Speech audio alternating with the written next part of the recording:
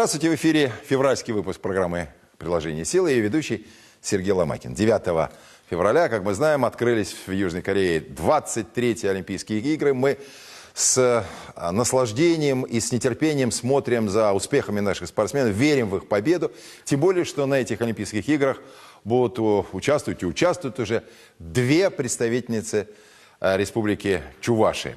Ну, мы сегодня в этой программе поговорим, конечно, о спорте, потому что все обусловлено Олимпийскими играми. Поговорим не только о спорте высших достижений, но в первую же очередь о массовых занятиях спорта, потому что это на самом деле важнее всего. Как мы знаем, олимпийцами не рождаются, а становятся только в течение многих лет путем тяжелейших тренировок. И, собственно, путь на Олимп начинается с дворовой спортивной площадки и юношеской спортивной секции. Итак, я хочу представить наших экспертов, среди которых много спортивных звезд. Итак, я начну с самого младшего нашего эксперта.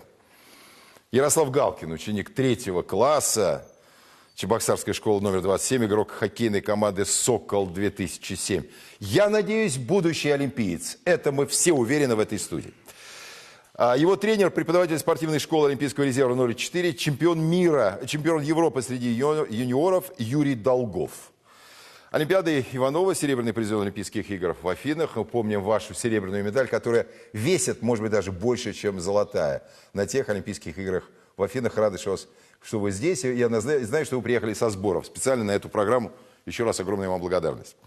Валерий Васильев, главный тренер сборной команды Чувашии по горно-лыжному спорту и фристайлу, президент Федерации, наставник нашей олимпийской лыжницы, горнолыжницы Ланы Прусаковой. Мы об этом отдельно потом поговорим.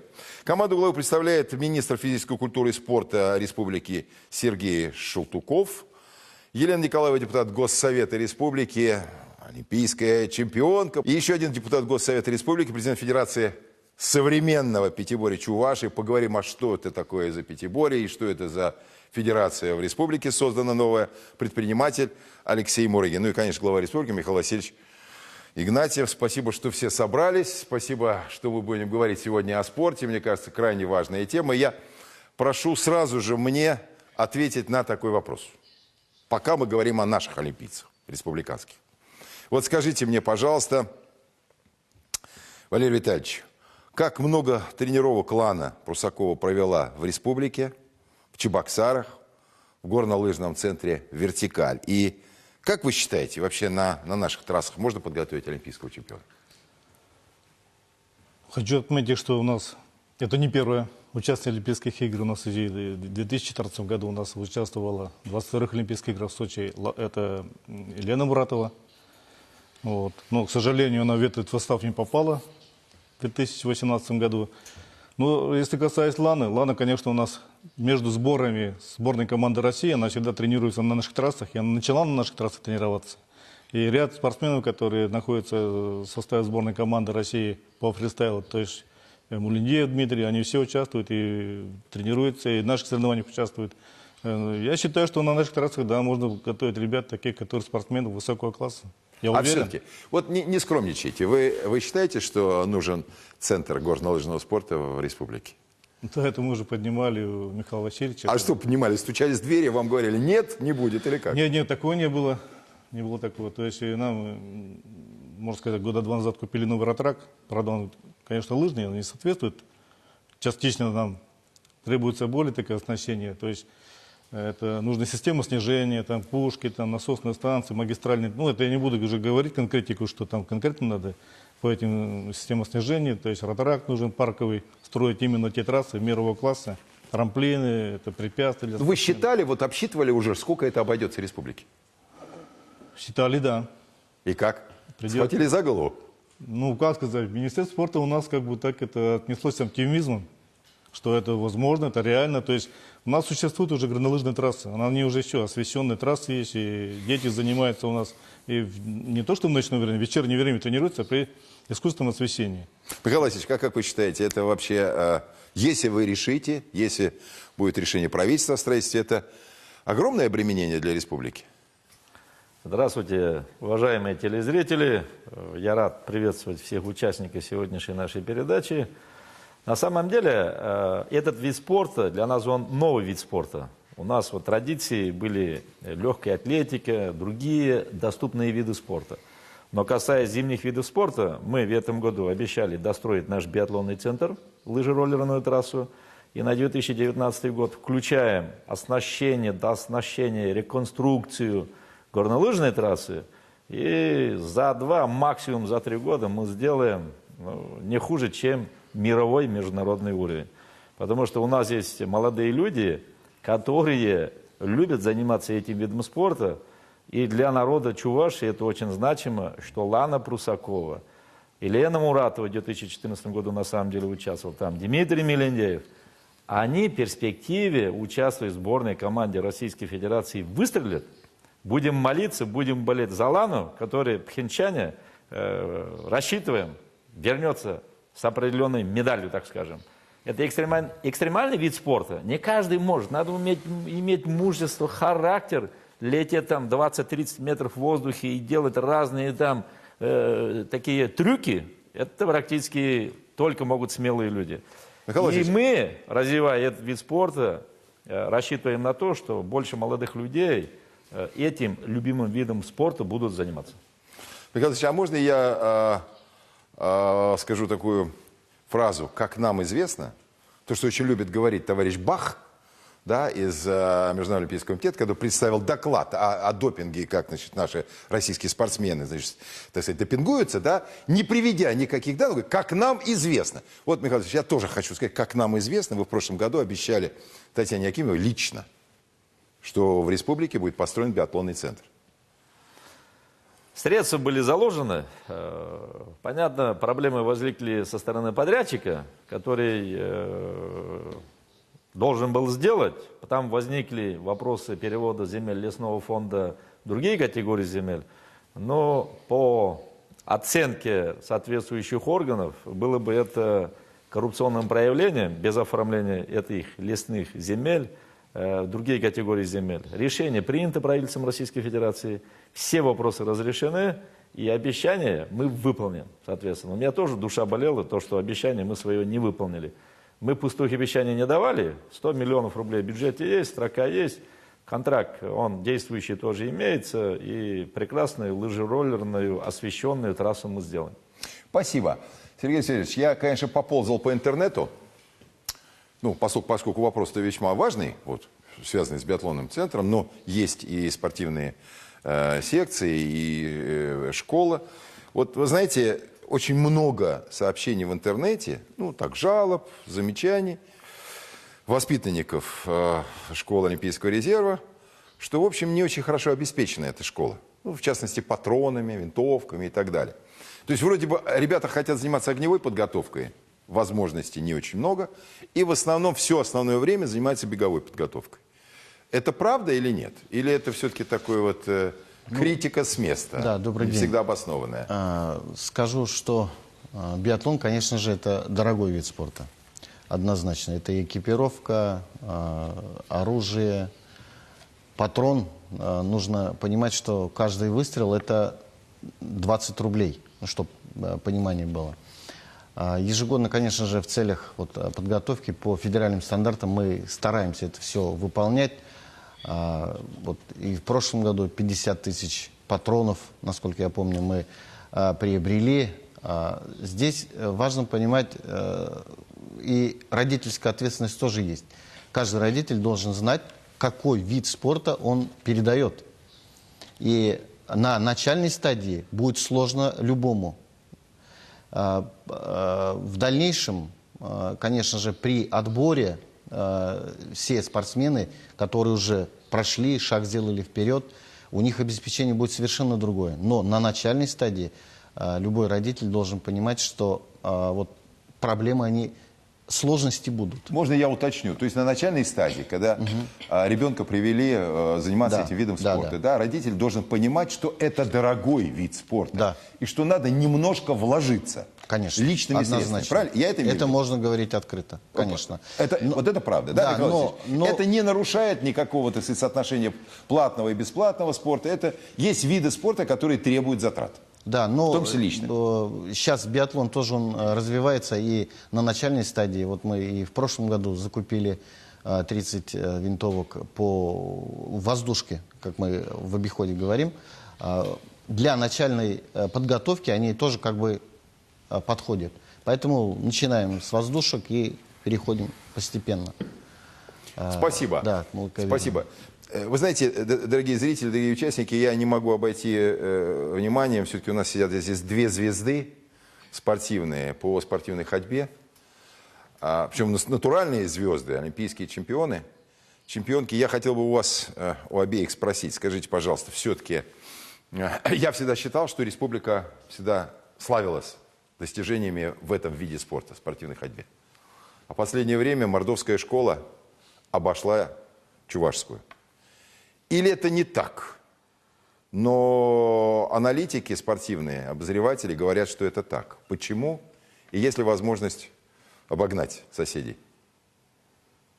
в спортивной ходьбе? Пожалуйста, милые дамы, кто из вас?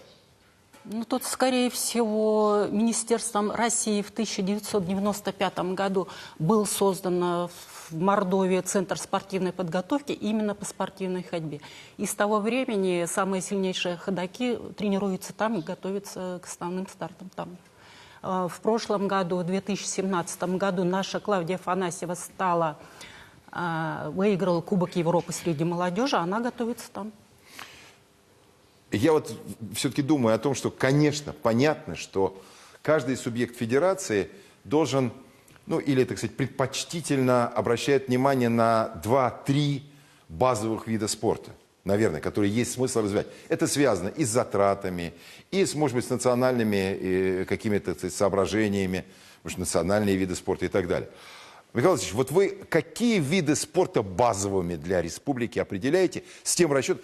Мы вас сейчас спрашиваем не как спортсмена, а как хозяйственника, который распределяет бюджет. На что республика может потратить часть своего бюджета на спортивные сооружения, чтобы определить те базовые виды, в которых точно будут победы? Спасибо за вопрос. Но по итогам комплексной оценки Чувашская республика имеет 13 базовых видов спорта. Почему я сейчас не буду комментировать? Потому что мы развивали и развиваем детско-юношеское спортивное движение. Мы дальше, соответственно, с массовых видов спорта выявляются самые лучшие, смелые, сильные спортсмены, которые попадают уже в сборную команду Российской Федерации. Это не метод любой ценой вести 13 видов спорта. У нас раньше было меньше. И все эти виды спорта, которые сейчас были озвучены, они являются нашими базовыми видами спорта. И мы по совместным полномочиям Федерального министерства спорта и наши полномочия обеспечиваем финансирование и софинансирование этих видов спорта. Да, на самом деле, на каждый вид спорта, если взять, максимальную сумму расходов проведения мероприятий, спортивных, других мероприятий, денег не хватало и не будет хватать. Поэтому общественные организации в виде Федерации, Российской Федерации, в виде Федерации на уровне республики, как общественные организации, они привлекали и будут привлекать предпринимателей. И они оказывают благотворительную помощь. Поэтому этот метод, он как бы государственно-частный принцип подхода уже подготовки спортсменов высших достижений, которые выявляются с массовых видов спорта. А вот детско-юношеские спортивные движения, если взять, мы максимально стремились и стремимся финансировать. Алексей Владимирович, недавно зарегистрирована Федерация пятиборья в республике. Новые виды спорта для республики. Почему? Вы же возглавляете федерацию, насколько я понимаю, да? То есть, как Михаил Васильевич всегда говорит, то есть, не только деньгами, но и сердцем надо участвовать в деле. Как я понимаю, вы как раз участвуете и деньгами, и сердцем. Один в двух лицах. Скажите, что это за вид спорта? Почему, так сказать, вы решили его здесь регистрировать? Это новый же виды спорта, ну, как бы вот это пятиборье для республики. Для республики, вы совершенно правильно сказали, это абсолютно новый вид спорта. Вообще сам по себе он заявил о себе в далеком 1912 году, появился на первых Олимпийских играх. А в России он уже культивируется на протяжении последних 70 лет. Повторюсь, для республики он новый, но почему он здесь имеет право жить? Поскольку здесь создана инфраструктура. Это немаловажно. Что такое пятиборье? Это 5 видов спорта. Плавание, бег, стрельба из пистолета лазерного, фехтование и конкур. На сегодняшний день есть все условия для развития этого вида спорта. В республике есть шикарная возможность, и все это базируется в городе Новочебоксарск. Есть там значит, спорткомплекс, где присутствуют 2 чаши воды и бассейна. Есть манеж, где можно заниматься бегом. Буквально шаговая доступность, так можно сказать. Есть конно-спортивная школа, оборудованная на сегодняшний день. И грех на сегодняшний день не развивать это направление действительно. А много у вас воспитанников занимается? Вы сказали, вот мы зарегистрировали действительно в декабре месяце, провели регистрацию, за что действительно спасибо отдельно Сергею Сильверовичу. Была оказана поддержка со стороны Минспорта. То есть все формальности бумажные были выдержаны и соблюдены, что позволило нам войти в состав Федерации Пятиборья России. То есть у нас есть уже аккредитация на сегодняшний день. И буквально, когда эта информация появилась в прессе, появились первые звонки. И более того, у нас появился первый спортсмен свой, которого мы отправили в январе месяце в Санкт-Петербург. Понятно, что мы не рассчитывали, не могли рассчитывать на хороший результат, но человек не был... На соревнования уже отправили? Уже на соревнования. Мы не побоялись этого. Мы, как вы сказали, профинансировали, отправили. Значит, девочка с редким, может, именем Софья выступила, действительно достойно, я считаю, выступила. Не имея профессиональной подготовки, из 57 участников она заняла почетное 53 место. Подчеркиваю, не имея никакой подготовки. То есть самоподготовка. Она пробежала, она значит, произвела выстрел с пистолета, который первый раз в жизни на этих соревнованиях она взяла в руки. Представляете способности этого человека? Естественно, мы будем ее поддерживать. И на сегодняшний день мы продолжаем принимать звонки. И уникальность этого вида спорта, я просто хочу сказать, почему это проявляется интерес в этом. Бытует мнение, что такое пятиборье. Пятиборье формирует уникального человека. Бег и плавание – это мобилизует его физические возможности. Стрельба формирует в человеке аккуратность, сосредоточенность. Фехтование – это адаптация к ситуации. Конкур – это мужество. Вот, Михаил Васильевич, я вот сейчас вот слушаю, да, это поэт. Вот, вот президент Федерации, да, но он поэт. Он сейчас вот исполнил, так сказать, оду своему пятиборью. Да? Вот, надо всячески поддерживать, у меня такое ощущение, да, и спортсменов, которые там будут. Алимел Владимирович, скажите, пожалуйста, вы сейчас же, так сказать, тренируете молодежь? Да, я Молодежь. на сегодня являюсь старшим тренером республики. А скажите, трудно отобрать таланты? Вы знаете, талантов... Вот у нас Софья единственная пока, за ней пойдут там сотни, надеемся, да? А вот у вас, ведь все-таки вы же, так сказать, это вид спорта такой для республики, так сказать, серьезно традиционный. На самом-то деле очень много тренеров работает по отбору детей, то есть начиная с республиканских соревнований едут обязательно туда тренеры наши, отбирают самых талантливых и приглашают сюда на установочные сборы. То есть год-два мы ведем до того, как зачислить их в училище, приглашаем на установочные сборы. И на сегодня, почему большая проблема, вот я скажу, в прошлом году у нас на этот год зачисления было человек 10. И в итоге родители отпустили только 3. Очень большая проблема договориться с родителями. Чуваши настолько трудолюбивый народ, вот они говорят, дома работы много, дома младшая есть. И из 10 талантливых пришли 3, которые замыкают эту десятку. А на самом-то деле талантливых детей очень много. У нас есть один представитель в этой студии талантливой молодежи, надеюсь, да? Ярослав, скажи, пожалуйста, ты в хоккей пошел по собственному желанию или тебе папа По посоветовал? собственному желанию пошел. А почему, скажи мне, пожалуйста, что тебя туда повлекло? Просто захотел. А вот ты можешь мне сказать, у тебя есть какие-нибудь спортивные кумиры? Ну, конечно, у меня есть кумиры, но прежде всего я хотел бы равняться на своего тренера и старших моих товарищей. То есть на Юрия? На Юрия? Да. Ага, ну да, учитель, воспитая ученика. Отлично. Мне сказали, что ты в этом сезоне 28 шайб забил. Вообще, это, кстати говоря, рекорд для легионера Национальной лиги. Ты знаешь об этом? Нет. Результат сумасшедший. Юра, в самом деле, как это получилось? Целеустремленность, работа. Но зачастую у нас командный вид спорта, и Ярослав, скажем так, на пике этого всего механизма. Вот. У нас командный вид спорта, на Ярославу работают тоже партнеры, начиная от тренера, вратаря, защитников и партнеров по нападению. А скажите, пожалуйста, ну понятно, Ярослава мы сейчас выделили как одного из самых выдающихся начинающих спортсменов. Но таких ребят много у вас? Да, ребят Кого? хватает, ребят много. В группе у нас занимаются 36 человек. Вот. Как вот Сергей Сильвестрович говорил, есть федеральный стандарт спортивной подготовки, который производит набор. В группы младшего возраста начинается набор с 5-6 лет. Спортивно-оздоровительная группа идет как за счет родителей, скажем так. Вот. И потом уже в процессе перевод в группу начальной подготовки уже переходит уже на обеспечение уже. А признайтесь, что если в республике глава исполнительной власти предпочитает заниматься хоккеем и любит хоккей, это значит, что ваш вид спорта обеспечен лучше всех остальных видов спорта в республике или нет? Я бы не сказал, что лучше. О, Михаил Алексеевич, сейчас Нет, поговорим. Вопрос другом. Согласен. Вопрос другом. Я бы не сказал, что лучше или хуже, потому что все виды спорта, они, скажем так, финансово надо затрачиваться на них. Вот. Но есть свои нюансы, есть свои плюсы, есть свои минусы. Вот. В целом живем нормально. Ну, это да, так сказать, мы все живем нормально, терпим и, тем не менее, бьемся. Это хорошее спортивное качество, кстати говоря. Все-таки, Михаил Васильевич, скажите, пожалуйста, вы-то сами на коньки встали почему? Потому что Владимир Владимирович любит кататься? Или Михаил Бабич приезжает сюда и говорят: Михаил Васильевич, ну-ка пошли на коньки играть? Как?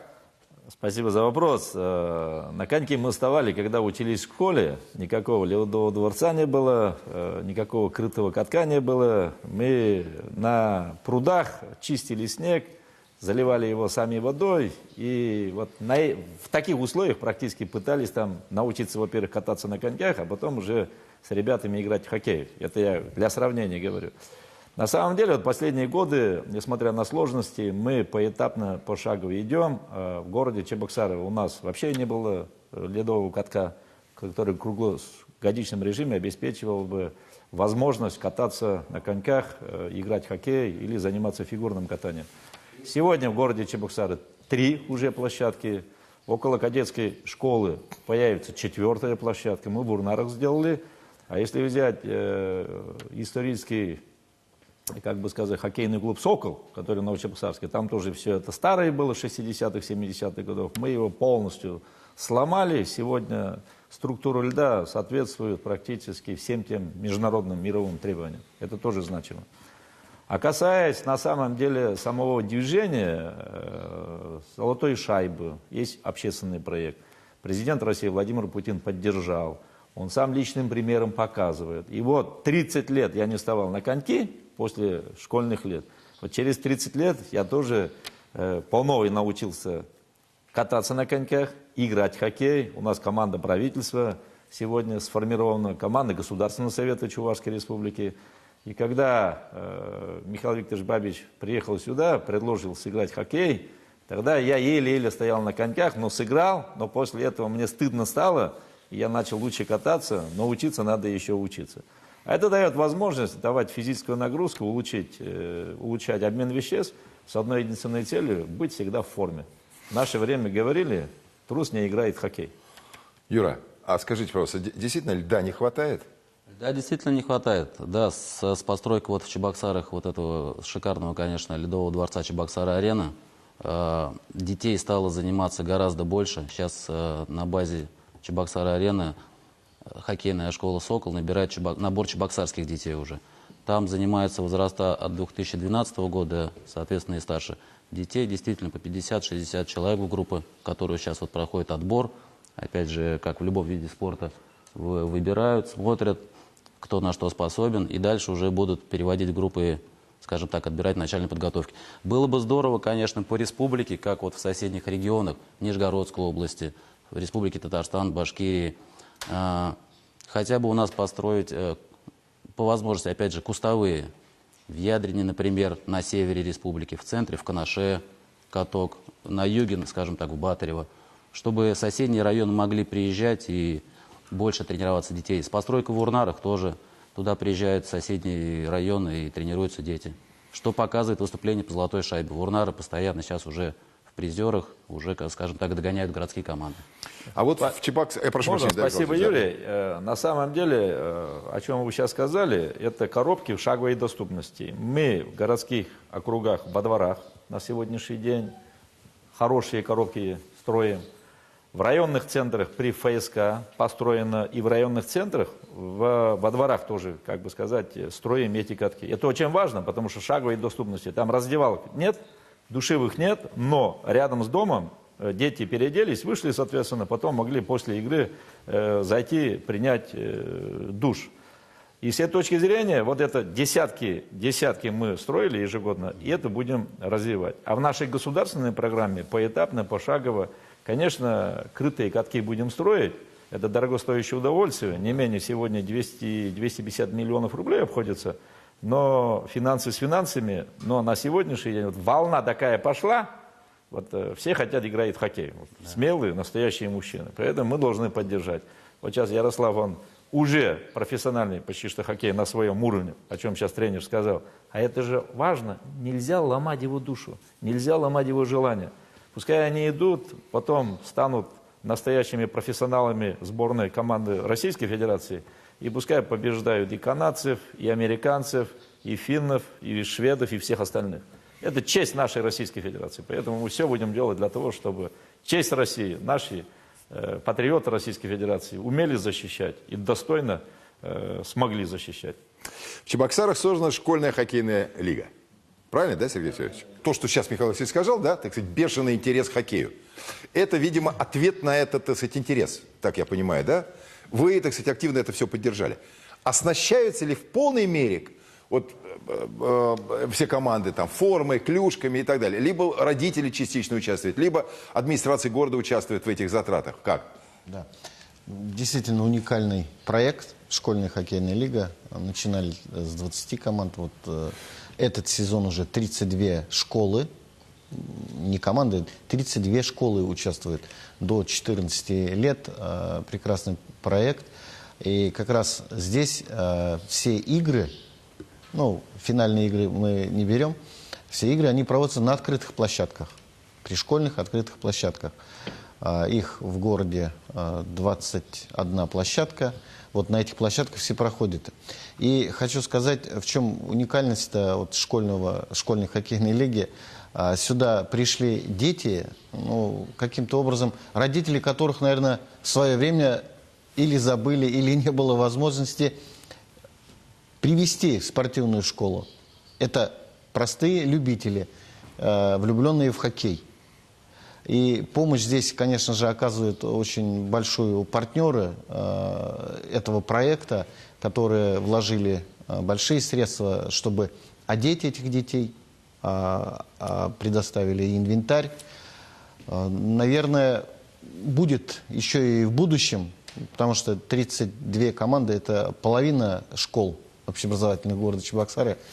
Думаю, следующий сезон будет еще больше. Спасибо. Я хочу сейчас всем нашим участникам и зрителям предложить посмотреть сюжет, который сделал наш корреспондент. Они задались вопросом посмотреть все-таки, каков уровень физического развития школьников современных. Не тех, кто сегодня достаточно профессионально уже занимается спортивной школой, а те, кто просто ходит в школу и занимается уроком физкультуры. Давайте посмотрим и продолжим наш разговор.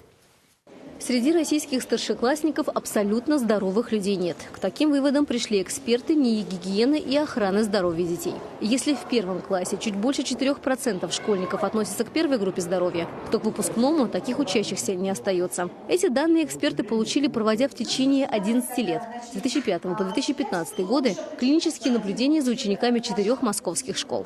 Также ученые из НИИ пришли к выводу, что по сравнению с началом 90-х годов состояние здоровья учащихся ухудшилось в 2,4-2,7 раза, а хронические болезни стали встречаться у них чаще, на 40-70%. В Минздраве нашей республики краски не сгущают. Ежегодные медицинские осмотры, через которые проходят школьники, показывают, за последние 10 лет состояние здоровья детей в целом улучшилось. Мы больше видим функциональных нарушений, чем органической. Вот органическое нарушение стало меньше. Хотя мы раньше говорили, что каждый школьник имеет примерно при выходе из школы 3 и более заболеваний хронических, то в настоящее время мы можем говорить только уже 2,2-2,5%. По данным Минздрава республики, в структуре болезней школьников на первом месте нарушение зрения, на втором – слуха, на третьем – нервно-психические расстройства. При этом заболевания желудка стали встречаться намного реже, отмечают медики. Питание в школах заметно улучшилось и приблизилось к домашней кухне.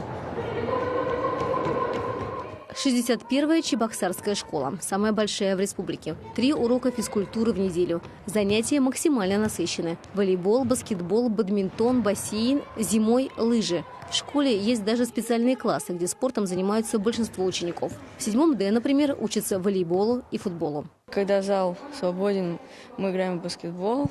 Но иногда играем классно в баскетбол. Пионербол. Девочки играют в волейбол. Еще иногда эстафета. Я участвую на различных соревнованиях. Вот. У меня есть 2-й взрослый разряд в спортивной ходьбе. А в Республиканском центре спортивной медицины регулярно ведут мониторинг состояния здоровья спортсменов. 2 раза в год общие медосмотры, перед каждыми соревнованиями снова осмотр. Врачи говорят, конечно, бывают случаи, когда ребятам приходится прощаться со спортом. Кому-то на время, чтобы восстановить силы, кому-то навсегда. Но в общей статистике занимающихся это капля в море. За этот год по вопросам допуска к занятиям спортом, к учебно-тренировочному процессу у нас порядка было 103 случаев. Из этого 103 человек у нас, 21 человек мы отстранили от спорта полностью. Это какие были причины? Первое место это все-таки занимает болезнь сердечно-сосудистой системы. К сожалению, на 2-м месте у нас патология зрения стоит. Аномалии развития бывает небольшое количество, но все-таки встречается.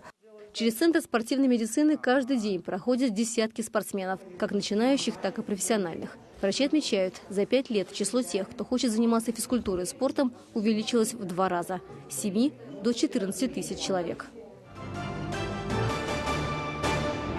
Ну вот, обращаю внимание, что у нас на поле произошла замена игроков. Я представляю Владимира Борисенкова, заслуженного учителя республики. Он преподает физкультуру уже, по-моему, 40 лет в школе номер 42, да? Насколько я понимаю. Правильно, Владимир? Правильно. Точно, угадал.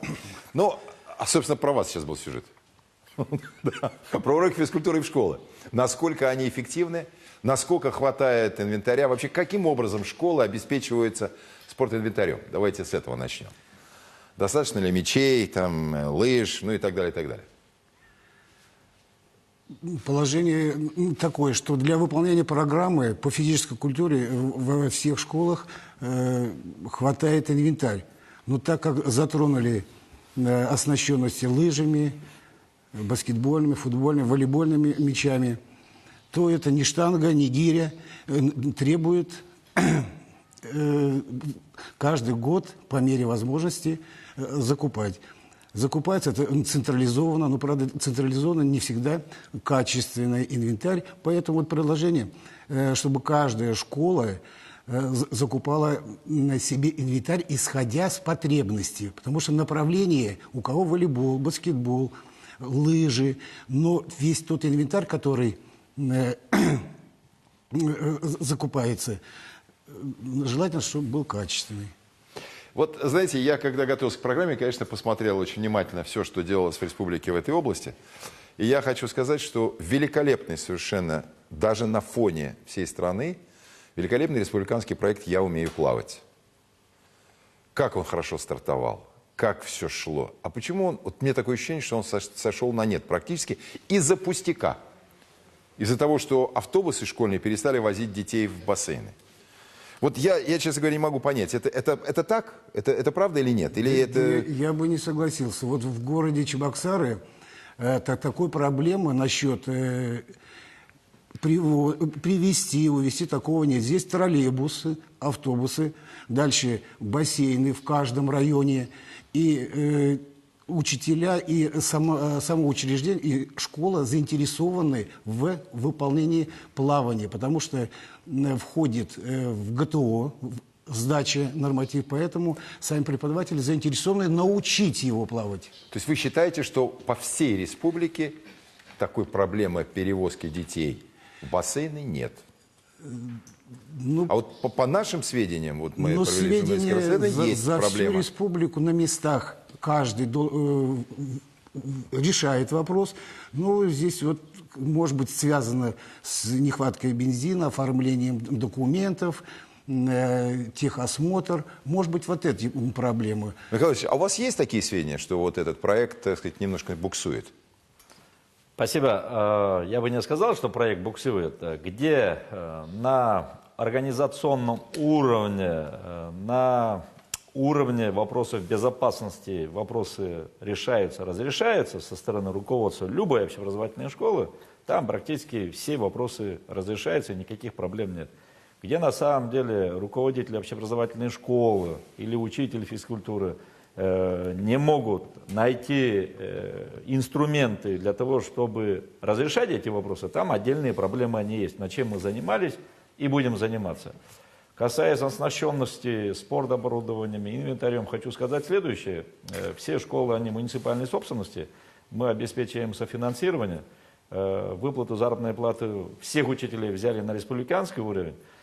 Хочу еще раз озадачить глав администрации районов и городов, чтобы они муниципальных бюджетов максимально стремились закладывать средства для того, чтобы дефицит инвентаря не был сдерживающим фактором для уроков физкультуры. Это миссия органов власти, и над этим вопросом мы еще раз задумаемся, оценим и примем соответствующее решение в пользу наших детей. Как вы заметили, мы в каждой программе не можем обойтись без итогов социологических опросов. Вот я приведу еще один социологический опрос. По итогам 2016 года в всероссийском конкурсе на лучшую организацию физкультурной спортивной работы Чувашия вошла в пятерку лучших регионов, где число жителей не превышает 2 миллионов. По данным Федерального министерства спорта, 40% жителей Чувашии систематически занимаются физкультурой и спортом. 116 тысяч человек, это примерно население такого города, как Новочебоксарск, зарегистрированы на портале ГТО. Это значит, что идея ГТО прочно вошла уже и сюда каждого жителя, да, республики. Я хочу сейчас понять, вот собравшиеся здесь в студии, с учетом нашего будущего олимпийца Ярослава, кто сдал нормы ГТО? Скажите. Ну, послушайте. Ура. Практически все. Практически. Кто сдал на золотой знак? Слушайте, ну тоже практически все. Я хочу поинтересоваться. Мне всегда казалось, что все-таки нормы ГТО это в основном молодежь. Молодежь, ну и может быть, так сказать, еще пенсионеры с удовольствием, потому что занимаются в группах фитнеса и так далее. А что касается основной массы работающих людей, они сдают или нет? Участвуют в этом? Сергей Сергеевич, как вы считаете? Участвуют. Но не в том количестве, которое бы нас удовлетворило. К сожалению, есть проблема в учреждениях, на предприятиях больших и малых, отсутствие спортинструкторов, которые были в свое время. И на этих предприятиях есть инициативные люди, которые выводят на подготовку к всероссийскому комплексу. Конечно же, здесь важна и заинтересованность руководителя. И радует то, что по итогам 2017 года у нас есть свой анализ. 300 учреждений и предприятий, они заключили договора с физкультурно-спортивными комплексами. Я надеюсь, что вот это даст свой эффект, и мы увидим больше работников предприятий, организаций, взрослое население, готовые к сдаче всероссийского комплекса. А мы сейчас проверим ваши слова, Елена Владимировна. Да. Елена Николаевна, скажите, пожалуйста. Вот 2 члена Госсовета сдали нормы на ГТО. А остальные, насколько активно участвуют ваши коллеги вообще в занятиях спорта, в сдаче норм ГТО? Ну, сегодня это почти в приказном, так сказать, варианте должно существовать. Ну, а как иначе-то? Да, хочу ответить, что депутаты сдают тоже нормативы ГТО, но выполнение нормативов ГТО, это же не говорит, что там надо бить рекорды. Там надо себя проверить, в каком возрастном категории ты находишься и какие физические данные ты имеешь. Депутаты это хорошо очень понимают. Они 2 раза, одна группа у нас занимается волейболом в спортзалах, вторая группа занимается хоккеем, поэтому у многих депутатов физическая форма в хорошей, в лучшей форме. Я сама вот спортивной ходьбой всю жизнь занималась и занимаюсь. Конечно, при встречах всегда стараюсь говорить, что оздоровительной ходьбой заниматься тоже очень полезно. Очень отрадно, что наше население сейчас начали заниматься такой ходьбой оздоровительной. Это на 2 палках. Поэтому что Я вот хочу за своих и избирателей тоже говорить, что они тоже занимаются спортом и своим здоровьем. А мы можем сказать за наших коллег, за телевизионщиков, что они тоже сдают нормы на ГТО, и не просто сдают, а получают золотые значки. Вот у нас здесь в студии присутствует Владимир Гаврилов, наш оператор, который сдал нормы ГТО на золотой значок. Олимпиада Владимировна, ну вручите ему этот знак в торжественной обстановке. Ну, Владимир, пожалуйста, давайте сюда, в центр студии. Это для нас пример, кстати, для всех, кто этого еще не сделал. Спасибо большое. Значок и удостоверение. Спасибо большое. Кирилл, к дальнейшим победам. Володя, не уходите. Извините, но поскольку вы не женщина, я имею право спросить, сколько вам лет? Я молодой, сейчас там 64 года. Вот, друзья, спасибо, Владимир, еще раз. Ну, будем все стремиться к таким результатам. Спасибо вам большое. Я хотел бы еще вот что сказать, если позволите. Но мне так кажется, что это было бы принципиально важно. Все-таки, мы так устроены, что если мы что-то делаем, то мы хотим за это что-то получить. Те, кто сдает на золотой знак ГТО, да, молодежь, имеет некоторые привилегии для поступления в ВУЗ, наравне с волонтерством и так далее, и так далее. Люди, которые уже, так сказать, допустим, уже, так сказать, не нуждаются в этих привилегиях на учебу, можно для них было бы какие-то придумать привилегии. Ну, например, там, я не знаю, скидку на посещение спортивных учреждений, там, 10-20%, да? Михаил Ильич, можно это было бы сделать? Как вы считаете? Или это вообще в принципе недопустимо по моральным каким-то соображениям? Но по отдельным вопросам мы решения принимали. Вот ежемесячно у нас учреждения спорта, спортзалы передаются на безвозмездной основе всем тем желающим, которые хотят прийти с семьями. Там приходят малообеспеченные семьи, любители спорта. Конечно, касаясь результатов ГТО, есть отдельно принятые решения со стороны руководителей учреждений среднего и высшего профессионального образования. Там отдельные баллы им добавляют или снижают. Но, конечно, максимально все сделать, о чем хотят все желающие, это невозможно практически. Эти нормы ГТО сделаны для того, чтобы проверить своевременно физическую форму любого человека, любого трудового коллектива. Это корпоративный дух пробуждает. И с этой точки зрения человек сам должен нести ответственность. Если он хочет быть просто успешным, он должен заниматься любимым видом спорта или несколькими видами. Это вот главные цели. А мы со стороны органов власти должны, конечно, проводить государственную политику как приоритет сохранения нации, народа Чувашии и в целом граждан Российской Федерации. О чем говорит неоднократно в своей государственной политике президент Российской Федерации. Мы проводили у себя международный спортивный форум. Это тоже был такой значимый результат нашей совместной деятельности, когда приехали 7 руководителей федераций мира по разным видам спорта. Это проходило в Новочебоксарске. А так, если взять, мы условия создаем. Более 6 миллиардов рублей выделили бюджетных инвестиций в учреждения физической культуры и спорта. Вот здесь как раз и олимпийские чемпионки, и призеры. Издревле наш народ Чувашии занимался легкой атлетикой. Все марафонские дистанции на олимпиадах, на чемпионатах мира выигрывали уроженки Чувашской республики. Это тоже правда. К чему я сейчас сказал? Вот они занимались вообще в экстремальных условиях. Когда я стал президентом Чувашской республики, мне начали говорить спортсмены на первой встрече, что у них даже нет раздевалок. Они приезжают на трассу на машинах, выходят, занимаются, потом в машинах переодевались. Понимаешь, это, конечно, было безумие для меня. И я сказал, мы построим хороший легкоатлетический. Мы это сделали практически. И сегодня все спортсмены, и один из как раз тренировочных площадок у нас с дачей ГТО, как раз это вообще отличная площадка для проведения всех мероприятий. Сейчас приезжают олимпийские чемпионы, тренеры, тренируют своих подопечных. Это тоже очень важно. Вот мы идем правильной дорогой, хочу сказать. А дальше какие вопросы там косметического характера должны принимать, мы, конечно, будем принимать. Но стратегически мы выбрали очень правильное направление. Спасибо. Вы знаете, что все-таки мы практически всю программу говорили об олимпийских видах спорта, традиционных видах спорта.